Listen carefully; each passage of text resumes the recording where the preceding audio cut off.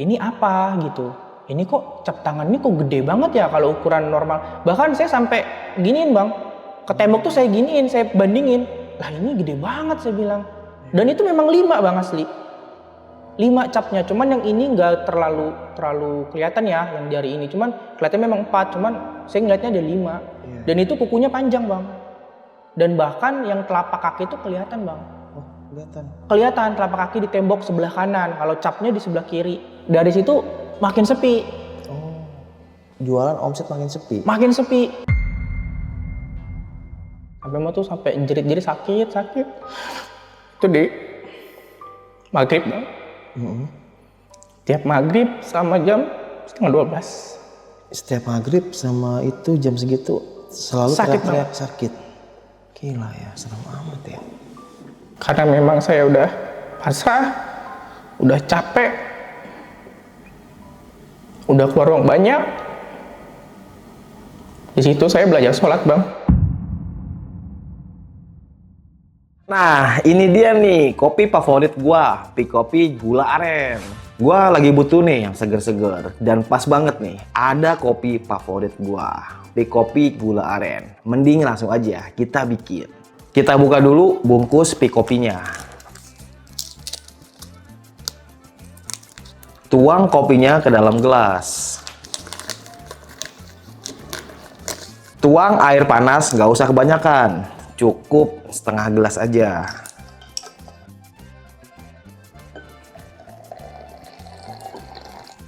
Kalau udah, aduk aja sampai rata. Terus kasih es batu.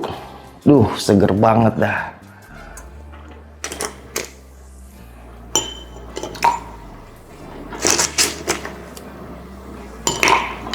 Nah, jangan sampai ketinggalan nih susu UHT-nya, biar makin enak rasanya. Nah, aduk lagi sampai Pikopi dan susu UHT-nya tercampur rata.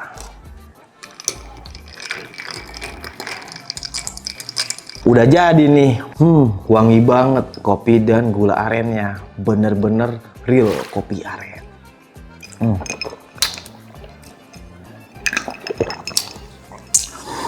Seger banget. Emang Pikopi ini rasanya selalu balance. Manisnya pas dan rasa ngantuk gua juga jadi hilang nih. Jadi nggak lesu lagi. Mood gue makin naik nih buat syuting hari ini. Langsung aja stok Pikopi Gula Aren di rumah kalian. Bisa dibeli di supermarket, terus harganya pas di kantong. Mumpung lagi ada promo nih, beli 2 gratis 1. Yuk buruan diborong. Tunggu apa lagi? Langsung rasain aja nikmatnya Pikopi Gula Aren. Asiknya real kopi aren. Bang, langsung udah sampai nih bang. Nah udah sampai. Oke, kita syuting. Gue udah semangat nih. Assalamualaikum warahmatullahi wabarakatuh. Balik lagi sama gua, Badrul Keclok. Terima kasih buat teman-teman yang udah klik video ini. Semoga teman-teman di rumah dalam keadaan sehat walafiat, dalam rezekinya dan dimudahkan segala urusan-urusannya. Amin amin ya robbal alamin. Dan juga nih buat teman-teman di rumah yang punya kisah pengalaman horor, jangan disimpan aja, langsung aja kirim kisahnya ke nomor WhatsApp itu tuh. Kuy, kita merinding syahdu. Kali ini kita udah berhasil lagi nih sob, buat menghadirkan salah satu narasumber yang pastinya bakal berbagi kisah pengalaman horornya. Nah, tahun belakang, kita flashback ke belakang, beliau sempat nih tinggal di salah satu kota yang ada di Medan, Sumatera Utara. Dan saat tinggal di sana, beliau sempat nih mengalami kejadian yang bikin merinding. Oke, langsung aja kita sapa tamu kita kali ini. Halo Bang, Halo, siapa Bang namanya nih Bang? Saya Badi bang. Bang Badi, Iya. tinggal di mana sekarang nih Bang? Sekarang di Legok, Kabupaten Tangerang. Oke, dan ini kan ceritanya di Medan. Itu tahun berapa ngerantau di sana waktu itu? Kalau di sana sekitar tahun 2019-2020 bang. Oh, berarti sekarang udah tinggal di Tangerang nih, kabupaten. Sudah tinggal di Tangerang. Oke, Legok ya. Coba mungkin di sini ada warga Legok nih Bang, sapa-sapa nih. Halo warga Legok. Oke, Legok musim apa Bang sekarang? Banyak musimnya bang. Banyak musimnya Legok. ya. Semua Bukan musim hujan bukan? Enggak, semua sih kalau itu. Iya, rata ya. Alhamdulillah. Kita terima kasih Bang Badi ya nyempetin Iya, Bang. waktunya nih datang ke sini. Oke, tahan dulu ya Bang. Gak usah lama-lama lagi, cari posisi ban terbaiknya, siapin kopi sama cemilannya. Langsung aja kita merinding syahdu.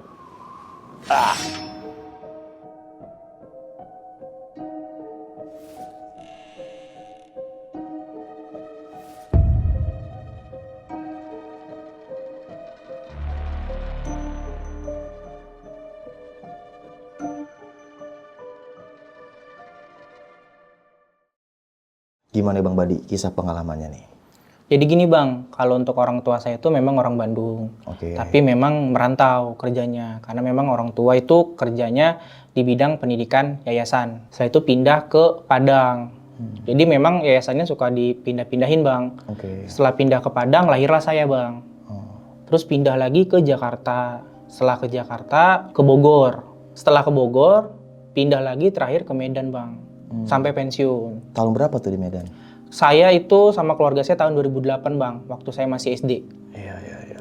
Nah jadi memang kejadiannya kalau sewaktu SD itu ternyata saya dapat cerita dari orang tua saya itu memang dari kecil tuh bisa ngelihat Bang. Bisa ngelihat sesuatu yang memang tak kasat mata. Jadi kadang ketika ditanya, kamu bicara sama siapa? Itu sama tante itu. Kamu bicara sama siapa? Itu sama om itu atau sama temen sebutannya Bang. Karena memang itu terus-terusan dipanggillah orang yang pintar, yang memang mengerti, ditutup Bang. Tapi memang orang yang pintar ini itu bilang ke orang tua saya bahwasannya ini memang dari kecil udah bisa. Jadi memang kalaupun saya tutup, ini pasti akan suatu saat terbuka lagi Bang. Nah itu kata cerita orang tua saya Bang. Iya. Tepatnya di tahun 2008 setelah saya pindah ke Medan, sampai di tahun 2018 orang tua saya itu pensiun Bang. Tapi yang ayah dulu. Nah ketika memang ayah saya keluar, itu memang dari beberapa teman-teman ayah saya juga banyak yang pensiun, jadinya ujungnya jualan Bang. Oh, buka usaha ya? Buka usaha, jualan ujungnya. Nah karena memang teman ini banyak yang jualan, terus juga dilihat dari omsetnya juga gede, karena kan mereka kan kadang suka sharing. Oh omsetnya sekian loh, sekian. Oke nih, jadi ayah ikut jualan Bang, jualan pempek pada saat itu. Oh, pempek. Pempek, tapi kita orang Jawa Barat. Iya. Mungkin basicnya di situ kali ya? Iya, tapi memang pempek kita beda Bang. Jadi memang ibu sendiri yang memang suka masak, jadi suka ngeracik Bang. Jadi pempeknya beda sama pempek Palembang asli. Iya. Jadi banyak racikan-racikan, banyak-banyak yang lain-lain memang ditambah-tambahin gitu, yang menurut kita enak. Nah itu tahun 2018 pas Bapak pensiun Bang Badi umur berapa waktu itu? Itu saya kuliah di semester 2 Bang. Oh semester 2. Semester 2 kuliah Bang. Oke.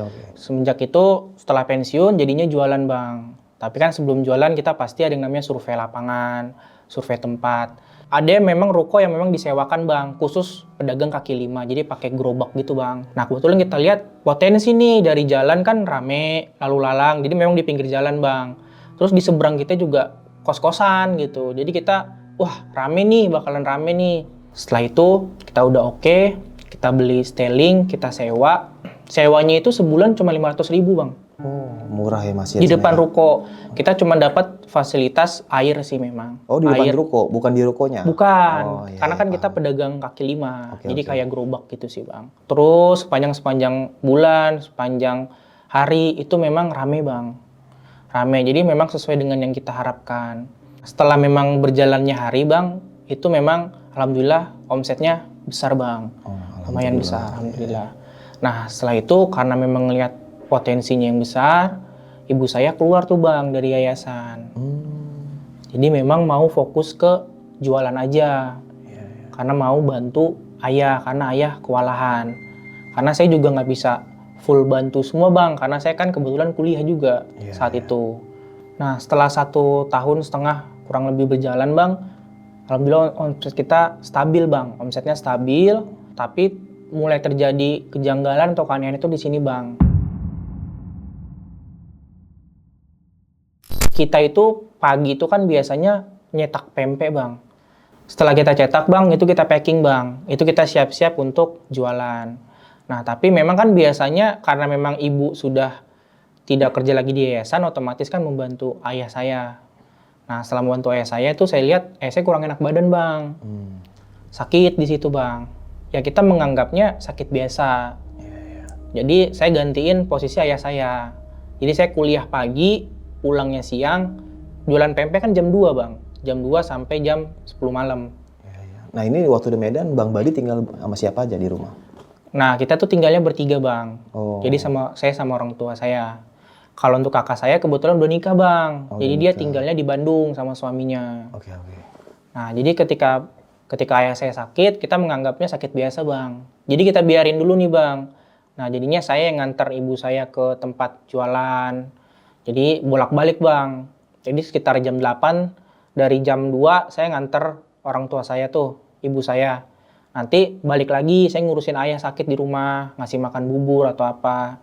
Selama 1 minggu bang. Nah setelah 1 minggu ini, itu kita coba rujukin ke puskesmas dulu bang. Untuk rawat inap, untuk dia kasih surat rekomendasi bisa ke rumah sakit bang.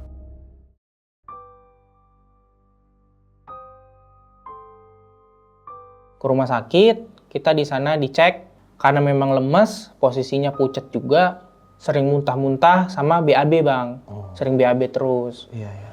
Jadi dirawat bang di sana, Oh, dirawat. dirawat. Setelah lambat laun, seminggu di rumah sakit, tepatnya di hari Jumat bang, susternya datang bang. Pak, permisi, selamat siang, mau dicek ya untuk urin sama darahnya, katanya gitu. Nah setelah itu dicek. Setelah berapa hari datang lagi susternya ngasih kayak surat gitu bang, jadi surat hasil cek gitu bahwasannya biar ketahuan sakitnya sakit apa nih. Nah setelah memang ada surat dicek gitu bang, kayak kolesterolnya bagus, gula juga bagus, tekanan tensinya kan dicek juga tuh bang, bagus. Nah di situ kita aneh tuh, kok sakitnya kayak gini tapi kok tidak terdeteksi sama medis, kenapa gitu. Tadinya kita sempat mau rujukan ke rumah sakit lain bang, cuman karena ayah udah lemes, ayah bilang udah nggak usah, papa di sini aja gitu, karena capek kalau harus pergi-pergi lagi gitu ya, sayang juga biayanya gitu. Jadi ya udah kita percayain aja. Pas bapak sakit itu dagangan tutup. Tutup bang, dagangan tutup, full tutup semua. Jadi nggak ada yang nerusin, kita nggak ada titipin sama orang, kita tutup. Setelah lambat laun, ayah sampai ngomong bang, udah katanya, ayah sampai sini aja. Maksudnya sampai sini gimana nih? Oh, ayah udah pasrah. Oh, kayak kata-kata perpisahan gitu maksudnya. Oke. Bang, tisu tolong.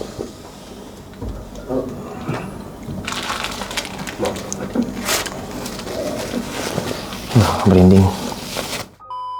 Jadi memang setelah ayah ngomong gitu, saya kuatin bang.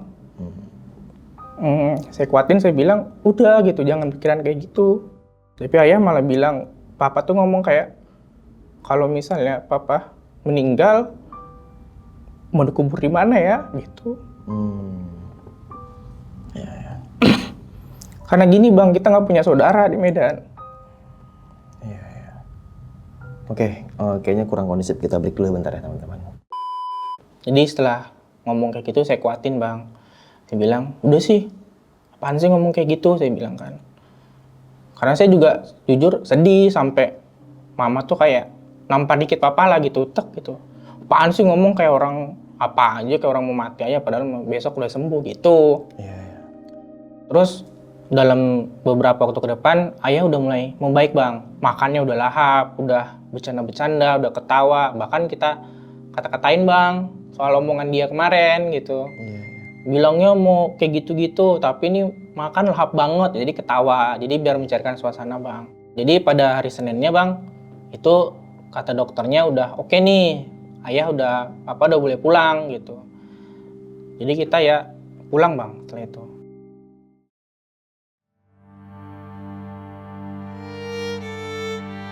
Sampai ke rumah, itu kan kita setelah berminggu-minggu nggak jualan ya bang ya. Iya. Modal juga kadang kita udah habis, tapi memang ada tabungan sedikit bang untuk modal lagi, untuk jualan lagi. Tapi posisinya saat itu ayah belum ikut jualan bang. Jadi masih saya sama ibu saya, karena biar kondisinya fit lagi tuh bang, biar bisa enak lagi lah, kalau bisa jangan sampai drop lagi, kan tetap kita jaga. Jualan kita kayak biasa.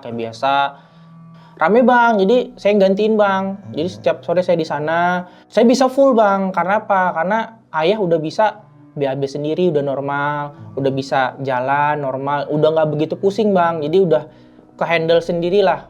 Makanya saya nggak balik lagi ke rumah. Jadi saya ikut jualan di sana terus.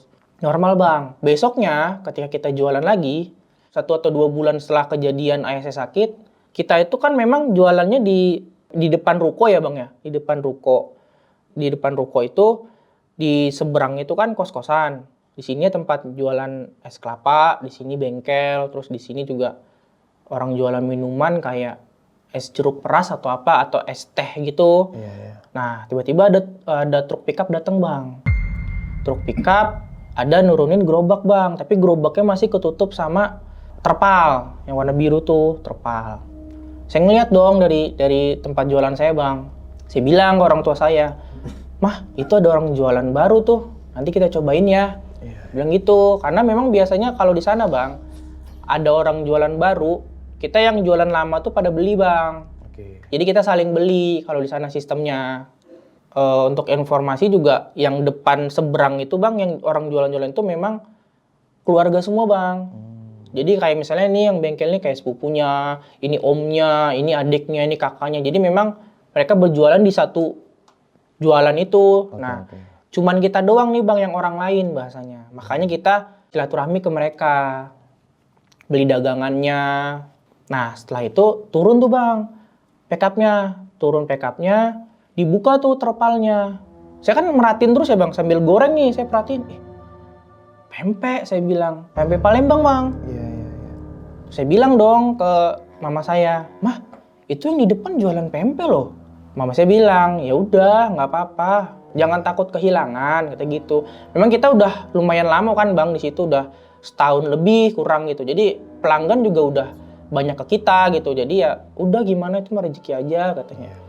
Secara fair aja gitu, nggak apa-apa. Berarti alhamdulillah bagus. Berarti dia ngelihat jualan kita rame, dia mau ikutan rame. Kalau mama saya sih bilangnya lebih ke positif sih, Bang. Gitu, Bang. Jadi saya tuh kayak kebawa yang awalnya tadi kesal ya gitu, tapi kayak iya juga ya gitu. Jadi saya ya udah deh, pasrah deh gitu, Bang. Setelah itu saya lihat pempek. Saya lihat kan, ini kok pempeknya agak lain, Bang, gitu. Dia benar-benar pempek Palembang, Bang. Kalau kita itu pempeknya beda gitu, sama racikan kita sendiri. Namanya doang ini pempek gitu, padahal beda gitu. Iya, iya. Jadi kita pakai asam Jawa, pakai apa? Jadi ada racikan sendiri lagi. Nah, kalau dia itu pempeknya pakai saus, Bang. Oke. Jadi dari kita yang kuah, dia saus kan beda tuh, Bang. Walaupun kompetitor ya, mungkin itu ciri khas dia ya. Benar-benar. Nah, lambat laun setelah hari ke hari, pelanggan ada yang datang, Bang. Pelanggan ada yang datang terus bilang, "Bu, pempek sana nggak enak," kata gitu. Terus ya mama saya bilang, "Ya kan setiap rasa mah beda-beda. Ada yang bilang enak, ada yang bilang enggak." "Enggak, Bu, beneran nggak enak. Enakan punya ibu." Ya itu kan mungkin seleranya cocok gitu ya. Ibu saya tetap positif, Bang. Mama saya tuh selalu positif orangnya, nggak pernah kayak ngejatuhin orang walaupun kompetitor tuh nggak pernah, Bang. Iya, iya. Nah, setelah itu kejadian anehnya gini, Bang. Jadi beberapa minggu kemudian, Bang, itu saya ingat banget itu. Tepatnya di hari Jumat, Bang. Selesai sholat Jumat, kita kan selesai sholat Jumat jualan tuh, Bang. Jualan. Saya ngeliat kok tempat jualan saya itu kok ada air comberan, Bang. Air comberan. Tapi yang anehnya itu cuma di sekitar styling kita doang, Bang. Kayak di depan stylingnya doang. Saya berpikiran kan biasanya kalau orang debu tuh suka nyiram comberan gitu ya. Tapi kenapa nyiramnya kok ke tempat styling saya atau gerobak orang tua saya? Kenapa nggak ke jalan yang memang ada debu gitu ya? Biasa kan gitu. Cuman ibu saya pikir positif, Bang. Mungkin memang kata mama saya orang gila, Bang. Iya, iya. Jadi saya oh ya udah, mama saya tetap positif, Bang. Nah, itu ayah saya udah ikut jualan, Bang. Saat kejadian itu karena udah sembuh full total fit gitu, Bang. Iya. Jadi kita bertiga, Bang, naik 2 motor. Nah, setelah itu kita siram pakai air, Bang. Kan ada kayak ember di belakang tuh dari ruko, kita ngambil dari kamar mandi, kita siramin, kita bersihin. Nah, itu kan udah kita bersihin tuh, Bang, semua. Sebelum maghrib, Bang, itu sekitar jam 5:30 atau jam 6 sore, ada bapak-bapak orang yang memang tuh pakai ikat kepala, udeng gitu-gitu, Bang, yang mondar-mandir mulu depan jualan saya. Saya bilang, "Nih orang dari mana?" Karena kan kita selalu di situ tuh, kita hafal orang situ mana, karena kan itu jualan udah lama juga ya. Iya, iya. Hafal nih orang kok bolak-balik mulu. Cuman saya tanya kan ke papa saya, "Pah, kenal nggak sama orang itu?" "Udah biarin aja." Itu saya tanya sama mama saya, "Mah, kenal nggak sama orang itu?" "Enggak, mungkin baru pindah kali, mungkin dia nyari alamat atau dia mau sewa ruko tapi dia nggak tahu sewanya di mana." Karena kan memang di situ banyak yang disewakan, Bang. Iya, iya. Untuk jualan kaki lima. Oke tuh. Begitu besok harinya, 2 hari 3 harinya, Bang, jualan sepi, Bang. Itu kita kan dari jam 2, biasanya jam sebelum kita buka itu bang, orang udah banyak yang ngantri. Masih ditutup terpal tuh, gerobak itu masih ditutup kayak terpal gitu, udah banyak yang ngantri bang. Tapi setelah orang itu lewat-lewat, sampai jam 7 malam itu sama sekali udah mulai sepi bang. Satu orang pun yang beli tuh nggak ada bang. Jadi memang kita menganggapnya, oh lagi sepi nih. Karena biasa kan memang orang jualan ada ramenya, nanti ada sepinya. Kita nganggap ya normal lah kayak seperti biasa. Tapi aneh gitu, kenapa kok sampai jam segini satu pembeli pun nggak ada bang. Nah selesai Isya bang, itu sekitar jam 8, setengah 9 malam. Jadi kita punya langganan tetap bang. Jadi kan kita udah jualan lama tuh, udah ada langganan tetap. Ada satu anak kecil bang yang memang anak kecil ini mungkin sekitar umur 3 tahun, 4 tahun ya bang ya. Mungkin TK bang, TK lah ya. Itu selalu beli pempeknya ke kita bang. Karena kata orang tuanya, dia ini tuh susah makan. Perempuan bang anaknya, susah makan. Dia hanya mau makan ketika dia beli pempek campur dengan nasi. Iya, makan nasi. Itu udah maksudnya udah jadi habit dia bang, udah jadi kebiasaan dia kan. Si Cynthia ini datang sama ibunya, itu malam bang, setengah 9 atau jam 8 malam datang. Terus dia nggak mau turun bang dari motor. Mama, dia kayak ketakutan gitu bang. Biasa kan kalau ada pelanggan kita selalu hidupin kompor, kita panasin ininya, penggorengannya, wajannya ya. Karena kita tahu nih pelanggan tetap nih. Kalau udah parkir depan berarti dia udah mau beli nih gitu. Walaupun nggak banyak banget karena kita tahu. Bahkan mamanya itu udah bawa ini bang, kayak bekal gitu. Nasi isinya, nasi, sayur. Nah itu lauknya pakai pempek kita bang. Karena memang udah susah banget makan. Tapi ya ketika anaknya sampai situ nangis bang. Terus dia nunjuk-nunjuk itu nggak mau gitu. Terus kan ibunya turun nih bang. Karena kan anaknya nggak mau turun tuh, di motor aja duduk. Ya udah deh, ibunya yang turun. Kita tanya, Bu kenapa Cynthia? Kok nggak kayak biasanya sakit ya? Saya bilang gitu karena saya ngira dia sakit. Nggak tahu bang, ini nggak mau turun anaknya, katanya ngelihat yang gede katanya. Ya karena kita bercanda kita bilang ibu saya bilang gitu. Jadi dia ketawa enggak, terus terakhir tetap beli, tapi nggak makan di situ bang. Padahal dia udah bawa bekal nasi itu sama sayur. Terakhir dibeli langsung pulang. Itu kehadiran pertama bang. Iya. Nah ini yang jual pempek ini Pepe Palembang ya? Itu asli Palembang? Bukan bang, tapi orang mana kita nggak tahu bang. Oh perantau juga. Jadi kita memang nggak begitu deket juga sih. Iya. Nah itu kan memang kejadian pertama bang. Ada lagi bang, jadi beberapa hari itu bang omset menurun bang. Karena yang beli udah mulai jarang. Bahkan waktu saya kesana pun untuk bantu bang, itu tenaga saya udah nggak diperluin lagi bang. Karena kayak mama tuh bilang di rumah sama papa tuh kayak, udah kamu ngapain kesana? Orang kita lagi sepi kok gitu. Semuanya rata kok sepi. Sama mama tuh selalu positif bang. Sepi kok, memang jualan lagi sepi. Kamu di rumah aja. Terus setelah itu, tapi tetap bang, saya ngeyel bang. Jadi setelah malamnya, saya kesana lagi bang. Sekitar jam 8 saya dari rumah sampai sana mungkin sekitar jam 9. Saya kesana lagi bang tempat jualan. Itu pas sudah mau tutup, 1 jam sebelum tutup. Saya mau ngeliat omset berapa. Setelah saya lihat, kecil banget bang omset. Gak kayak biasanya. Nah jadi ketika saya sampai sana di jam 9 malam itu di depan jualan saya bang kan bengkel ya. Itu ada orang yang kemarin bolak-balik. Yang kayak dukun itu? Iya, kalau saya sih udah bilang juga, mah itu orang yang kemarin bolak-balik. Saya bilang gitu. Ya udah mungkin saudaranya kali. Karena kan dari awal kita menganggapnya itu saudara ya semua gitu. Oke tuh nggak ada terjadi keanehan. Tapi ada satu pelanggan juga yang kita udah hafal banget juga. Itu sering bolak-balik, naik motor ke sini, balik lagi. Terus dia kayak ngelihat kanan kiri, pergi. Itu sampai berhari-hari. Setelah 1 minggu dari kejadian itu, dia baru bilang. Tapi posisinya nggak ada saya bang. Itu dari cerita dari mama saya.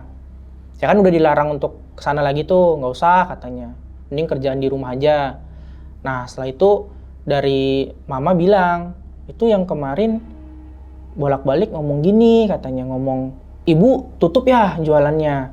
Kok saya udah seminggu kesini ibu nggak kelihatan buka.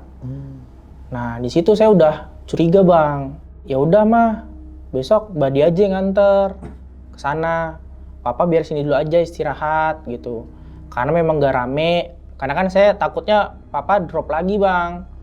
Jadi karena semenjak kejadian itu ya udah deh saya ke sana bang. Nah kejadian yang paling gong itu adalah tempat jualan saya begitu sampai ke sana siang itu jam 2 siang kayak biasa jam 2 jam setengah 3 itu ada tanah merah bang. Di tempat gerobak pas di depan laci, di depan penggorengan. Lagi-lagi mama saya positif bang orangnya. Ah udah ini mah memang sampah kali. Jadi kita bersihin, kita sapu, kita pel, pokoknya kita kayak biasa kasih soklin, beli soklin yang 500 perak, 1000, 2000 kita kasihin gini. Dari situ makin sepi. Jualan omset makin sepi. Makin sepi. Iya. Bahkan yang awalnya pempek itu jadi kebuang, mubazir. Yang udah kita stok ready di kulkas tuh udah nggak bisa dijualin lagi karena bau. Karena kan isinya telur, terutama yang kapal selam bang. Kapal selam kan telur. Kalau misalnya busuk itu kan kecium baunya. Oh ini udah nggak bagus lagi nih. Terpaksa kita buang. Jadi banyak udah kita buang. Omset terus menerus. Nah kejadiannya di rumah nih bang. Saya beli telur ke depan, telur ayam.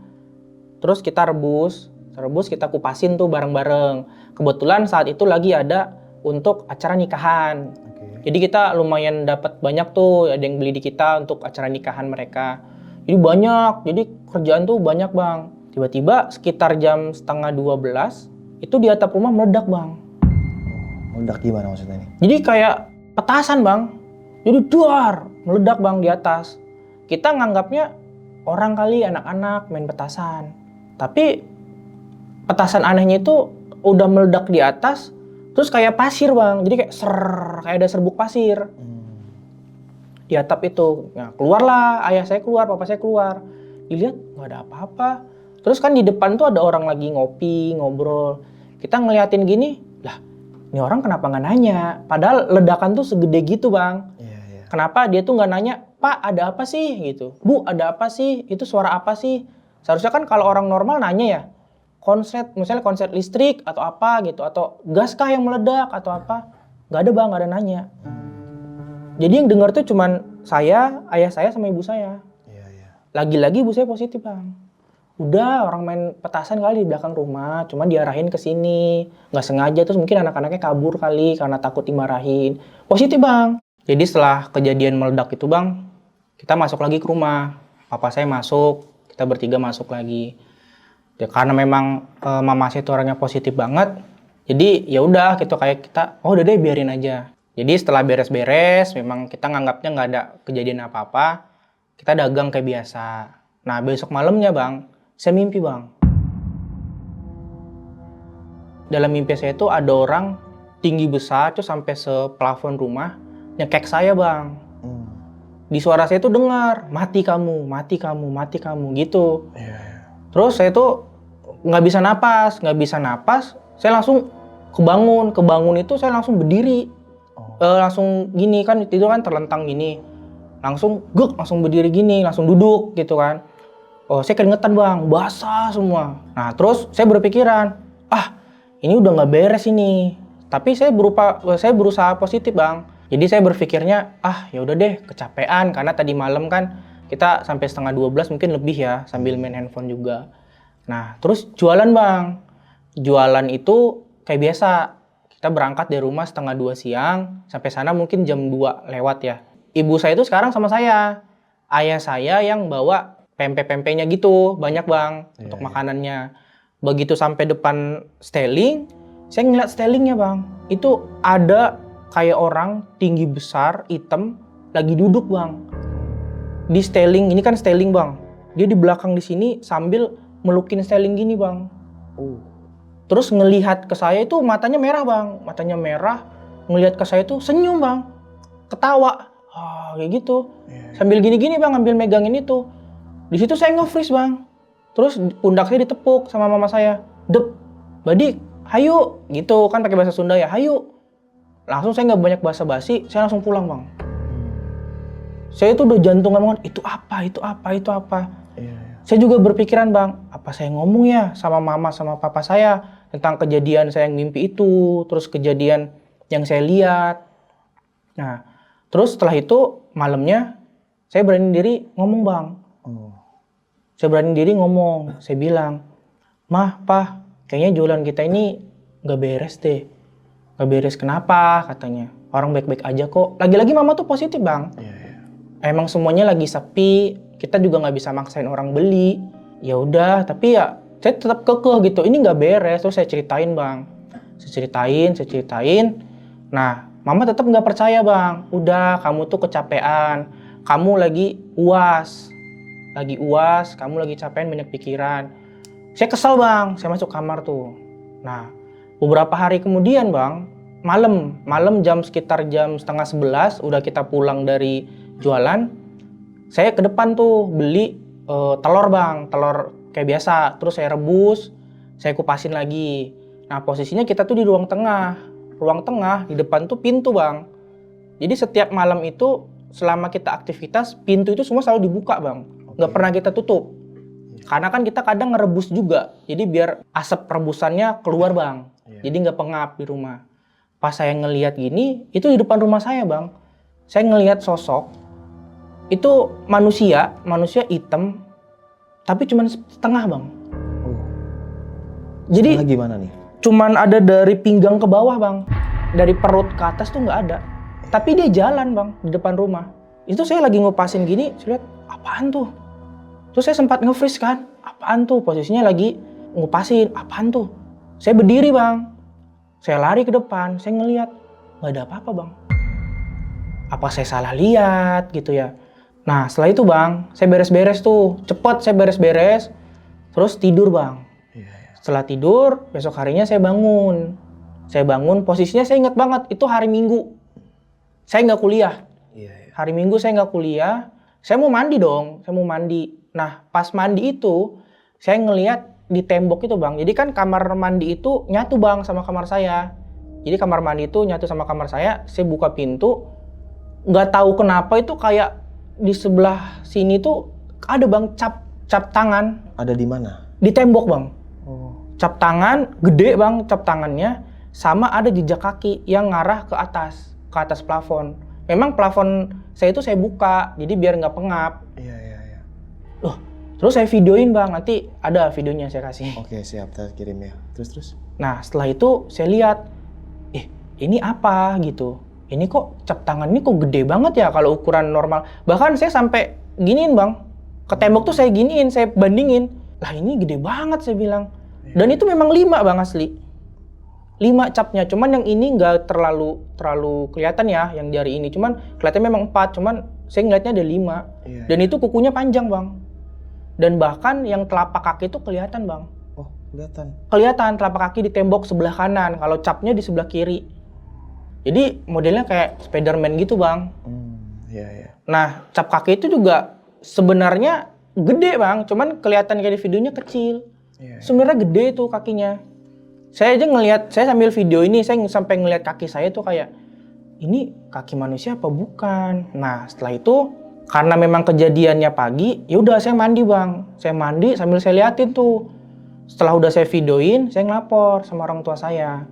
Jadi mulai dari kejadian yang saya dicekek, terus saya ngeliat styling ada yang meluk, terus setelah itu saya ngeliat yang sosok yang setengah badan doang, kaki doang ke bawah, sama kejadian telapak ini bang, yang di tembok.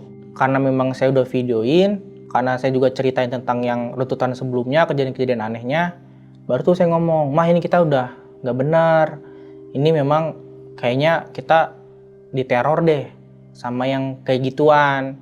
Soalnya kemarin saya ngelihat kayak gini."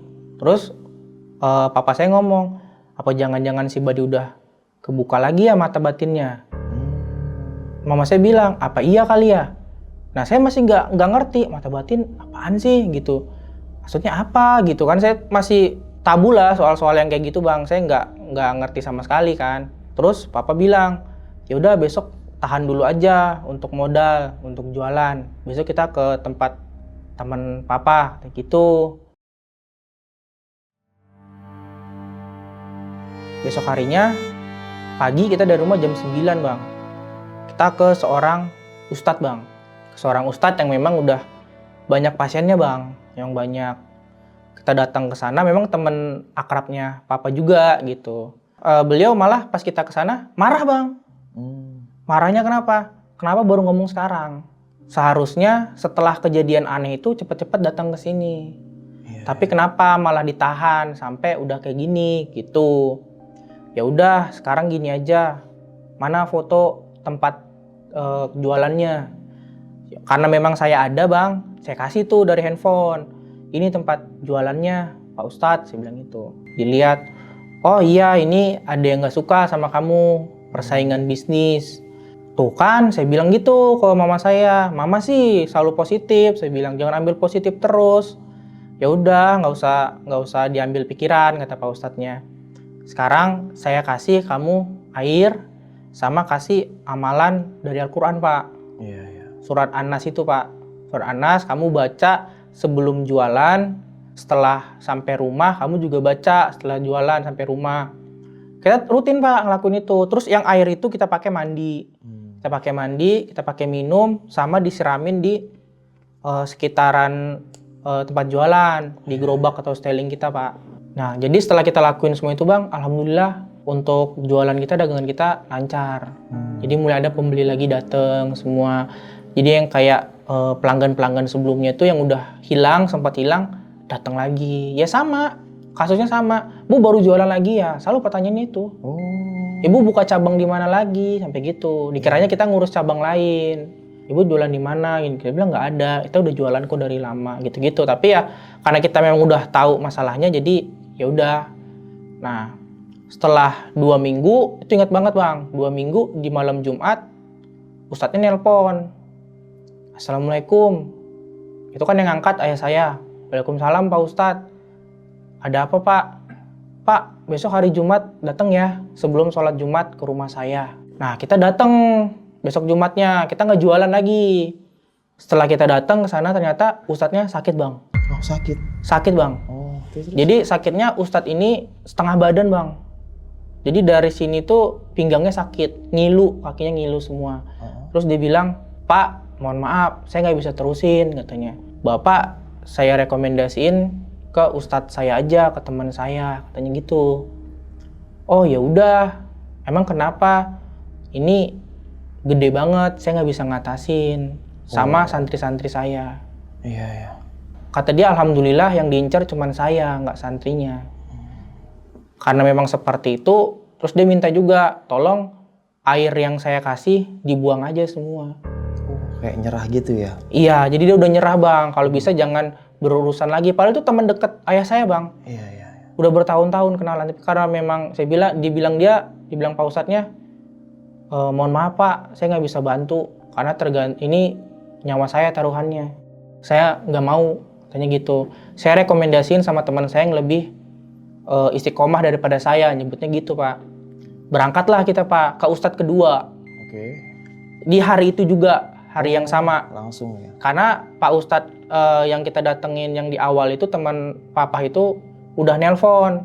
Ini ada sahabat saya, nyebutnya sahabat saya perlu bantuan, tolong tangani Sherlock sekarang. Di Sherlock, kita ke sana Pak.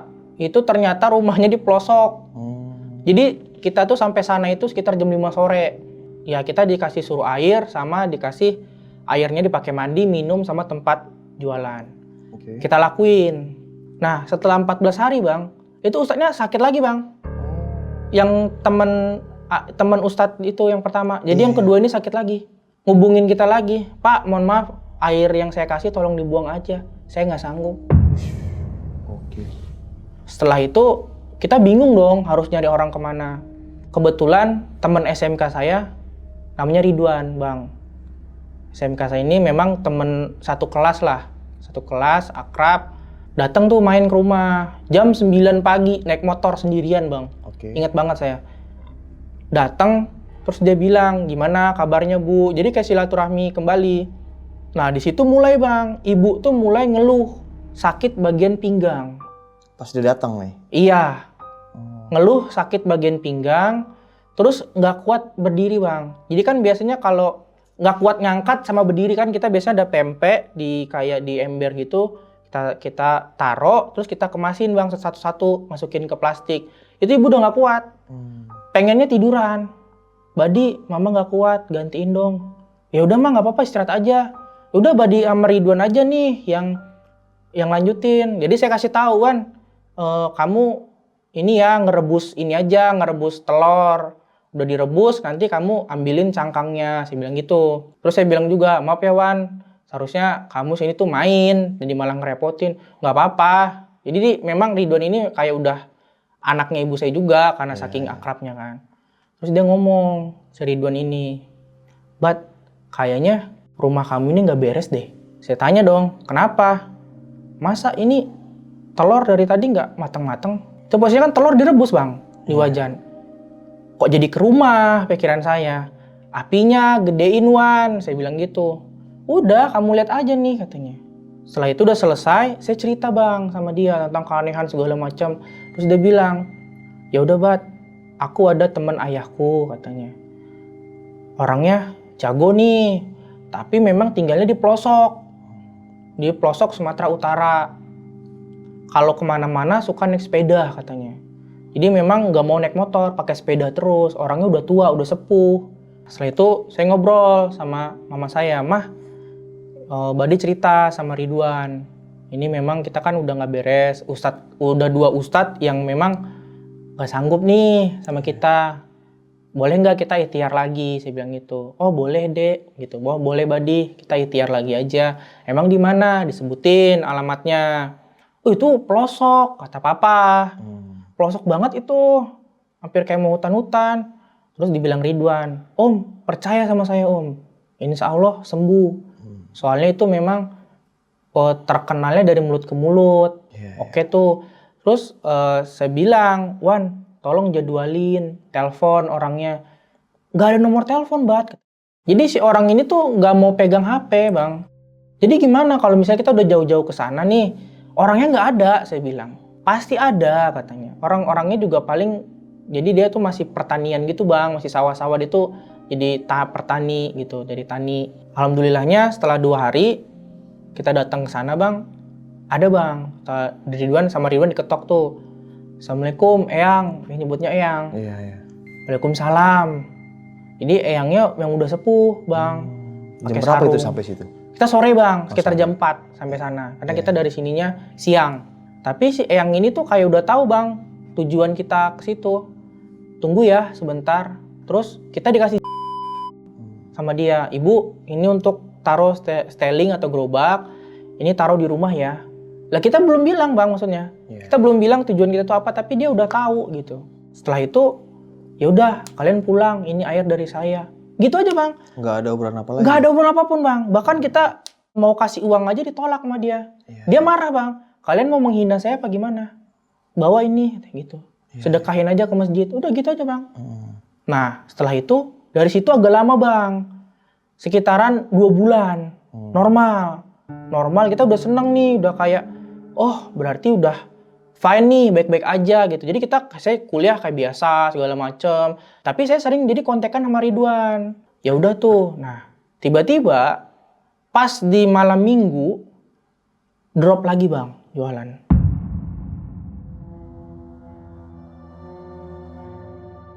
Jadi posisinya jam 10 malam kita kan udah beres semua, kita udah persiapan mau pulang, kita tutup terpal semua.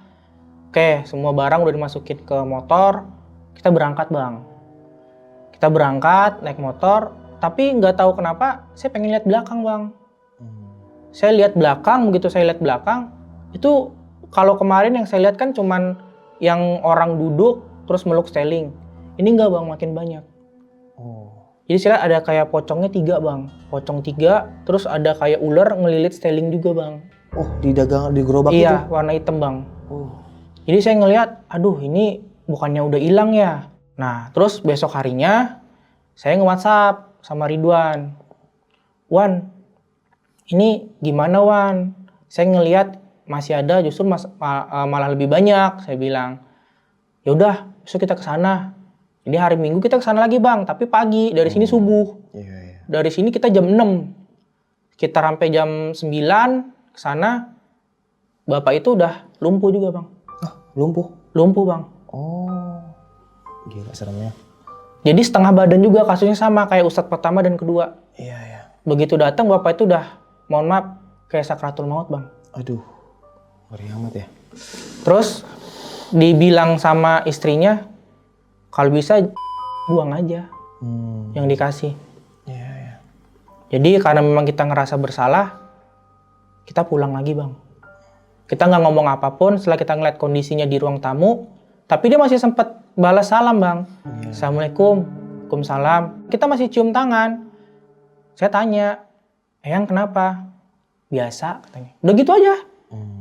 Tapi nggak ngomong apapun. Setelah itu dia tidur bang. Iya, iya. Tapi napasnya tuh kayak udah, pokoknya ya gitu deh. Terus setelah itu kita balik ke rumah. Kan saya kan boncengan sama Ridwan. Saya nanya, Wan gimana nih Wan?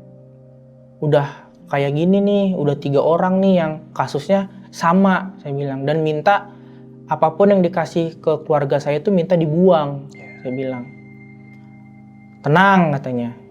Saya masih ada satu lagi nih Bat, yang memang udah pasti insya Allah ketemu nih katanya. Oke, nah jadi saya dibawa tuh sama Ridwan ke salah satu, tetap di kota Medan juga bang, jadi lebih deket. Iya, iya. Assalamualaikum, panggilannya Pak Dayat. Assalamualaikum Pak Dayat. Waalaikumsalam. Kita memang nggak kenal, tapi atas rekomendasi dari bapaknya Ridwan bang. Iya, iya.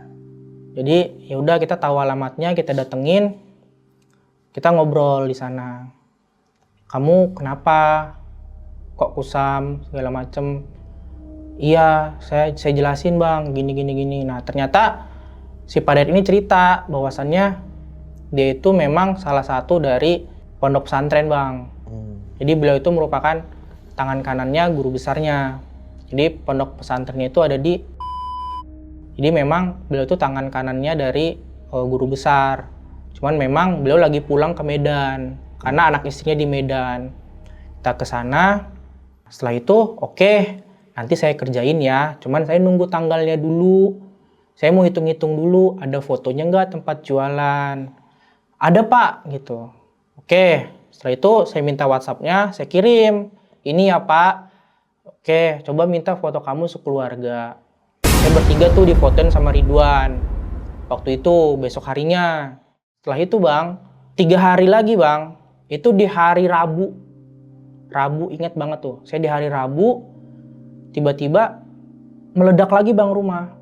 Meledak. Meledak lagi bang, tapi jam 1:30 malam. Oh, suara meledak maksudnya? Meledak lagi bang, sama kayak yang di awal. Jadi dia meledak, dar, terus kayak pasir bang. Pasir tuh kayak satu rumah tuh kayak ditaburin pasir bang. Iya, iya. Jadi serrrr. Nah, setelah itu saya tuh belum tidur bang. Tiba-tiba mama saya ngejerit bang. Aduh. Bangun dong. Saya buka. Kenapa? Ternyata memang sakit katanya, ini pinggang katanya. Jadi dari pinggang belakang sampai ke kaki bawah bang, sakit. Besoknya nggak bisa jalan bang. Terus? Nggak bisa jalan. Kita nggak jualan lagi bang. Karena kemarin kan sempat ayah masuk rumah sakit. Ini kan mama saya masuk rumah sakit. Setelah itu kita nggak jualan lagi. Karena mungkin balas jasa kali ya, ayah sama mama gitu. Di situ mulainya bang. Di situ mama sakit, nggak bisa jalan. Bahkan BAB juga di ember bang. Di ember? Saya sih jadi titik terendah hidup saya bang. Ngelihat orang tua yang memang berjuang terus buat anaknya kuliah, jadi setengah lumpuh bang. Karena udah kayak gitu, saya tuh udah bingung bang. Saya udah kesana kesini nyari orang, nggak ada yang cocok. Bahkan kita nelpon ke teman papa yang di Jawa juga udah nangani, sama bang, lumpuh juga. Tapi sempat dibawa ke dokter waktu itu rumah sakit? Sempet bang. Jadi setelah lumpuh itu sama kayak papa.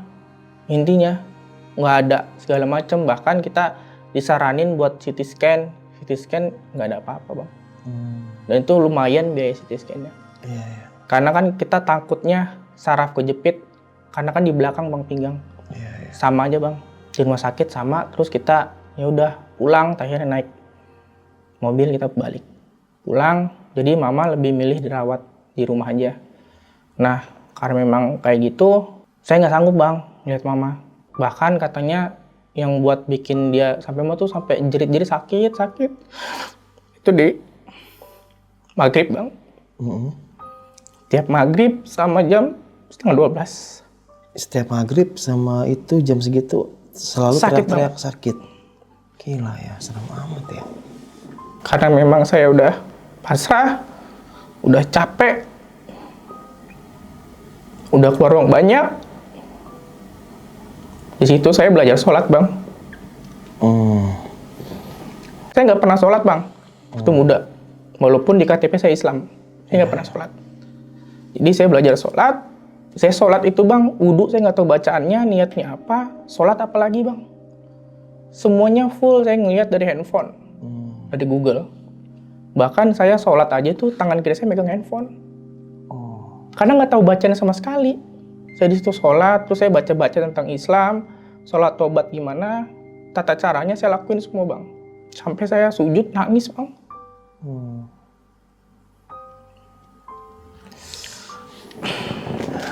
Ini bang, sorry. Gila sih. Jadi ya udah saya belajar sholat sampai saya mohon. Jadi saya dari situ rajin sholat bang. Saya itu nggak sanggup bang ngeliat orang tua di kamar. Saya nggak, jarang banget. Bahkan saya tuh ngeliat mama terbaring gitu. Saya cuma ngambil kotorannya doang bang. Bener-bener nggak bisa jalan. Nggak bisa bang. Duduk bisa. Sakit. Sakit. Teriak. Karena saya juga ada rasa saya tuh sama keluarga tuh sayang bang. Cuman saya nggak menunjukin kesayangan saya. Jadi di balik layar aja. Iya. Jadi pas kayak gitu, jujur hancur banget bang. Jualan menurun, duitnya juga nggak tahu kemana. Habisnya buat berobat terus segala macem. Rumah sakit kemana.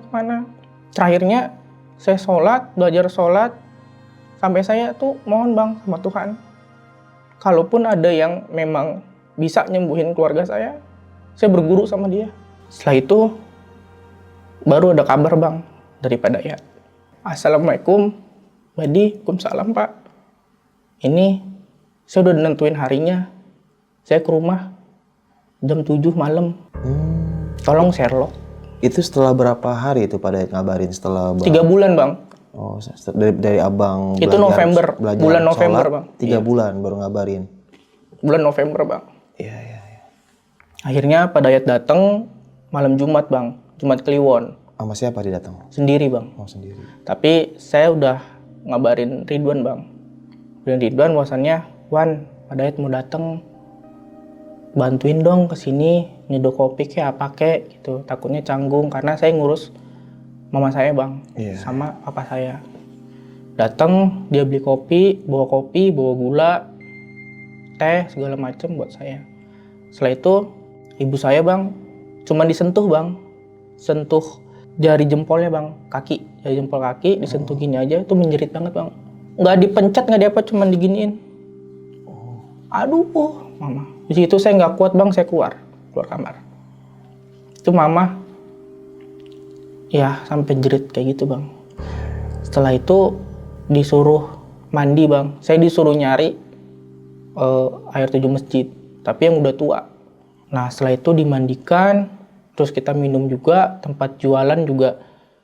Kan saya cerita di awal ada yang bekas tanah kuburan bang. Oke. Itu kata Pak Dayat, diambil aja yang bekas itunya, tanah kuburannya. Nah masalah kan itu batu bata, jadi saya congkel bang. Saya ambil, batu batanya saya ambil, tanah yang bekas awal kena tanah kuburan tuh saya ambil juga. Yang di gerobak, sekitar gerobak saya ambilin. Nggak apa-apa, nggak pas, yang penting di pertama kamu lihat, kata Pak Dayat. Saya ambil, dibacain sama Pak Dayat, suruh buang ke sungai bang, yang mengalir.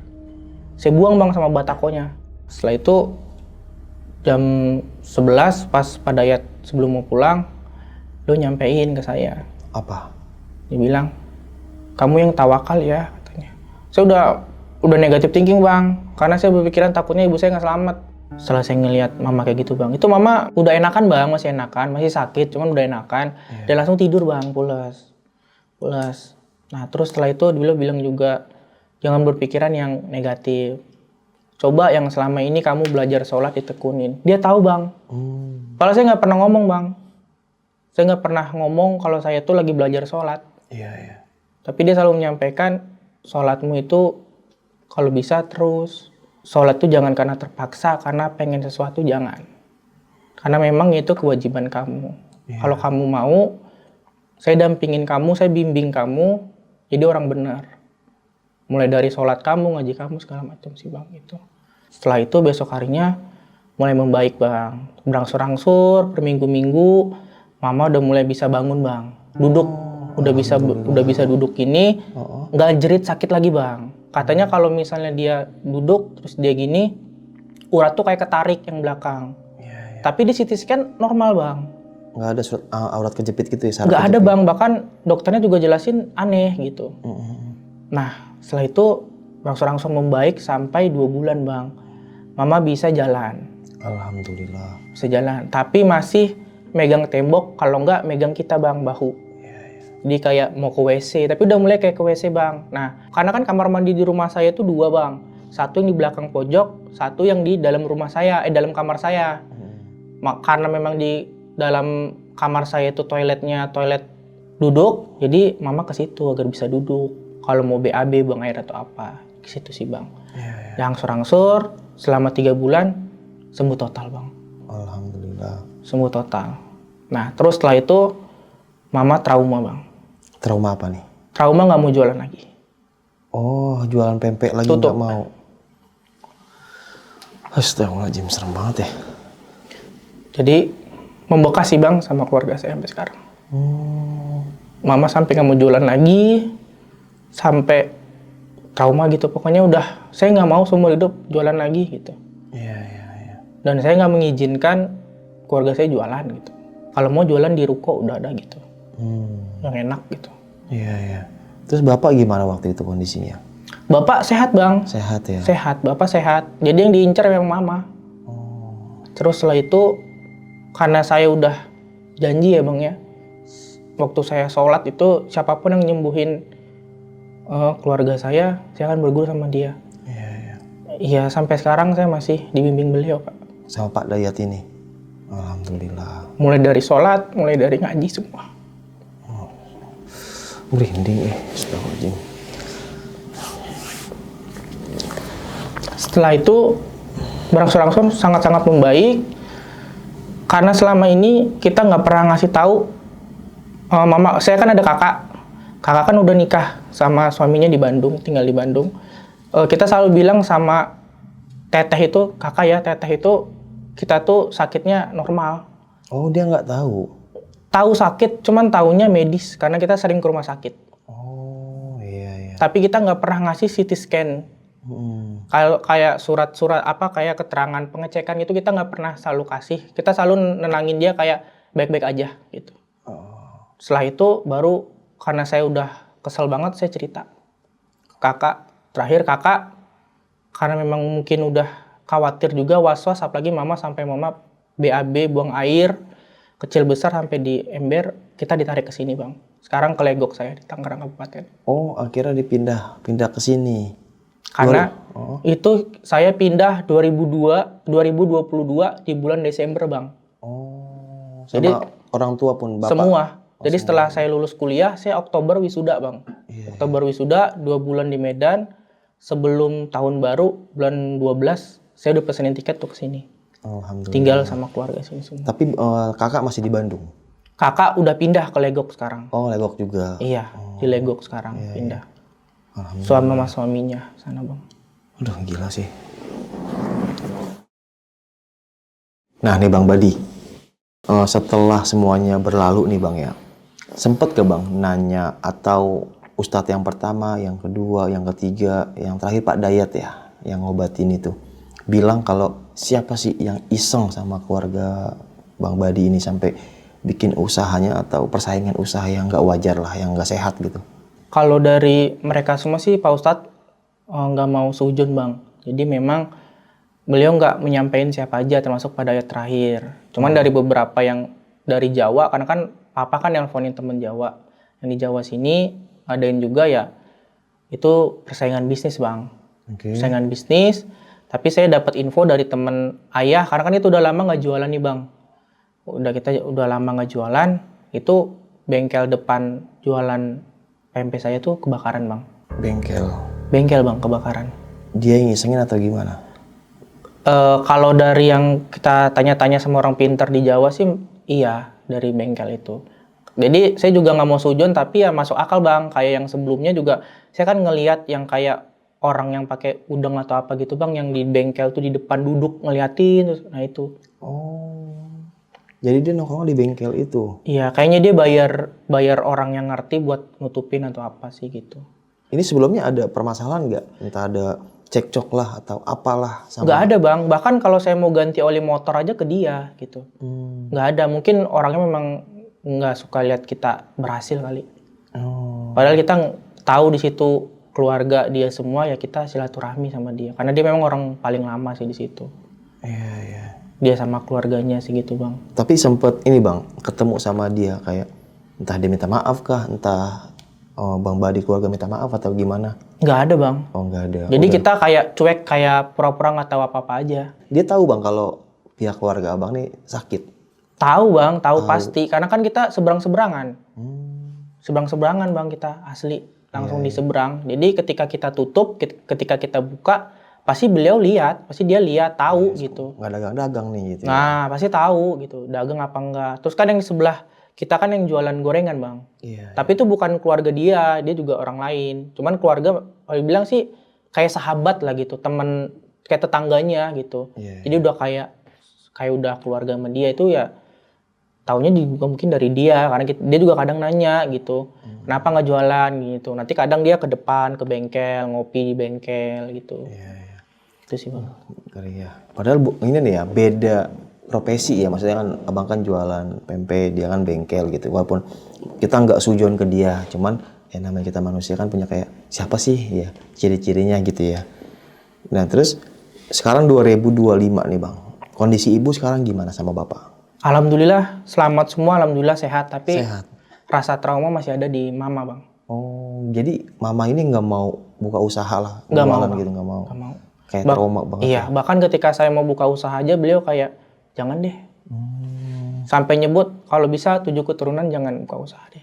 Oh gitu. Sampai kayak gitu bang. Wah saking traumanya ya. Karena dia ngerasain sakitnya itu bang. Karena benar-benar, wah saya nggak bisa tidur bang tiap malam ketika dengar jeritan mama saya tuh nggak bisa tidur saya. Saya tidurnya selalu jam 3. Iya iya. Iya. Padahal saya harus kuliah jam 8. Gila sih ya. Kalau kata ustadz saya bang, guru saya gitu ya.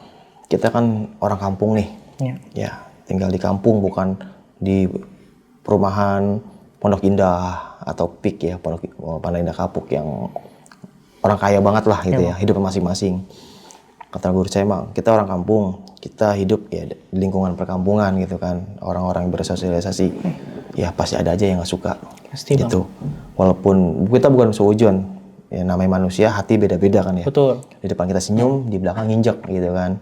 Bahkan ketika kita jatuh pun dia ketawa gitu kan. Bahkan dengan bahagia dia ketawa gitu. Di saat kita lagi naik gitu kan. Dan dia nggak terima gitu. Kita bisa lebih daripada dia gitu kan. Jadi ya banyak-banyak berbuat baik aja lah sama orang. Perihal masalah iri, dengki atau apapun itu, ya udah selain namanya di atas aja. Sama Allah ya doain yang baik-baik lah. Gitu sih. Dan kita memaafkan manusia nih, manusiawi bang. Kita memaafkan, tapi kita nggak bisa melupakan. Betul bang. Itu manusiawi. Katanya kan, udah lupain aja, maafin. Tetap ya apa yang udah kita lakuin, apa yang udah dia lakuin ke kita, entah menghina-hina atau mencaci maki atau hal-hal yang negatif lah. Kita maafin, insya Allah kita maafin. Tapi kan kita nggak bisa melupakan apa yang pernah lakukan ke kita gitu kan. Entah lu mah nggak bakalan jadi orang lu mah pengangguran, lu mah kayak gitu kan, sakit hati bang. Iya bang. Gitu kan, kita nggak bisa melupakan itu, cuma kita bisa memaafkan. Ya buat pelajaran lah intinya. Jangan sampai kita dan anak keturunan kita ngelakuin hal seperti itu. Ini kisah serem banget sih asli. Gokil. Makanya saya bang sampai sekarang karena memang pernah ngalamin kayak gitu, ya jadi saya kadang suka bantu orang juga bang. Jadi ketika ada orang yang perlu bantuan, Ya sigap lah bantu. Iya. Tapi Bang Badi ini jago sekarang masak, bikin pempek? Resep sebenarnya masih ada bang, masih ada di catatan keluarga. Cuman nggak dibolehin sama mama karena rasa traumanya. Sebenarnya kalau dikembangin karena kita kan udah kayak jatuhnya kayak pabrik rumahan bang. Oke. Waktu pada saat jaya-jayanya kita itu udah kayak pabrik rumahan, bahkan orang yang jualan pempek itu bannernya, spanduknya beda, tapi ngambil barangnya di kita. Oke. Jadi kayak nikahan di hotel-hotel itu saya yang masukin. Jadi memang tahu bang, jadi memang omsetnya tinggi. Iya, benar-benar. Ya banyak sih bang, kan masa orang Sunda jual pempek? Iya. Pempek kan khas Palembang ya. Nah itulah indah Indonesia. Banyak kayak warung Madura, padahal yang jual bukan Madura. Iya. Terus soto Betawi, yang saya lihat yang jual bukan orang Betawi. Terus nasi Padang, ya kan, nasi Padang yang jualan orang Jawa. Terus sate Padang atau sate Madura yang jual bukan orang Madura. Banyak sih bang. Itulah indahnya Indonesia gitu kan. Betul bang. Dari makanan walaupun ciri khas suku tertentu, tapi kita bisa menikmati dan bisa menjual semua suku gitu ya bang ya. Bukan berarti yang jual pempek harus orang Palembang kan nggak harus ya bang ya. Iya bang, betul. Yang jual nasi Padang harus orang Padang kan nggak harus juga. ya. Di Jakarta banyak dah. Coba dah teman-teman yang tinggal di daerah, coba ke Jakarta. Warteg yang jual katanya warung Tegal, yang jual orang Jawa Timur. Saya Banyak, tanya, iya, dari mana mas? Saya dari Jawa Timur. Lah kan warung Tegal, ya nggak apa-apa. Iya. Ya yang penting kan tidak merusak citranya gitu ya bang ya. Gitu ya, tetaplah semangat. Makasih. Oke, serem banget sih sob. Dan terus terakhir nih bang, selama ibu sama ayah sakit gitu ya, pernah gak bang Badi cerita atau nanya, ibu selama itu ngeliat apa sih, sosok apa, diganggu sosok apa? Kalau ceritanya itu pernah bang diganggu, tapi ceritanya setelah udah sembuh. Oke, apa ceritanya dia? Jadi kalau mama kan memang lebih ke positif, mendem, tahu tapi lebih ke positif. Jadi mama ngelihat ya itu sama sosok yang hitam gede itu. Jadi hampir sama kayak yang saya ceritain sebelumnya tuh dicekek, mimpi dicekek, ditimpa. Terus kalau ayah sih ngelihat sama bang. Jadi ngelihat ada orang lari tapi setengah. Oh, Setengah kakinya badan. doang. Iya, kakinya doang bang. Gila ya seremnya. Nah nih Bang Badi, setelah kisah pengalaman yang abang alamin ini cukup berat bang ya, kisah pengalaman hidup abang nih. Punya pesan-pesan ke bang buat teman-teman di rumah nih bang? Mungkin kalau pesan dari saya sih, kalau memang beragama, lanjutin kewajiban agamanya sih. Karena jika memang dia memang tidak melanjutkan agamanya, maka dia pasti akan diuji.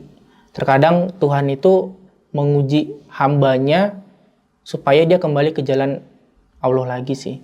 Makanya di cerita saya harapan buat teman-teman semua bisa belajar.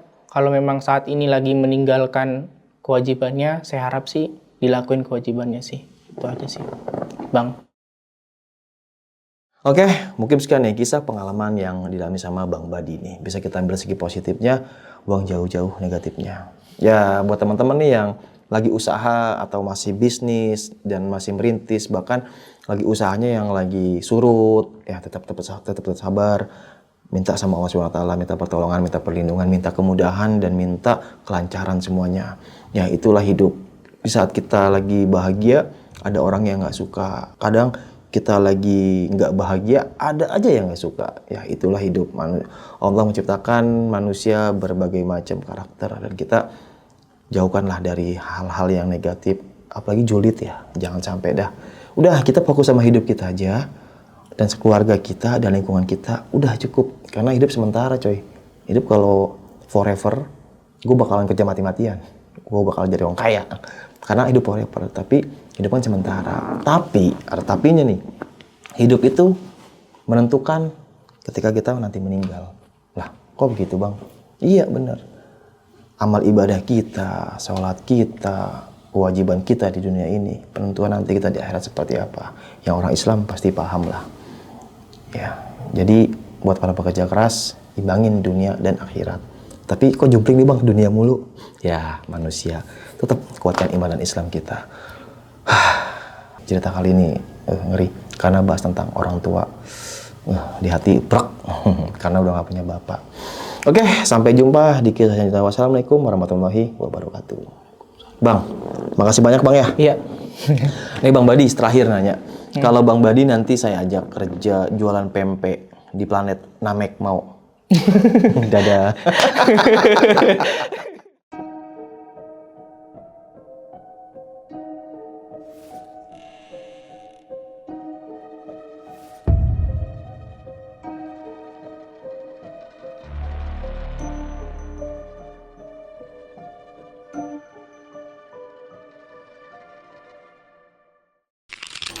Buat kalian yang punya pengalaman horor, langsung aja chat ke nomor 0877 1671 53372.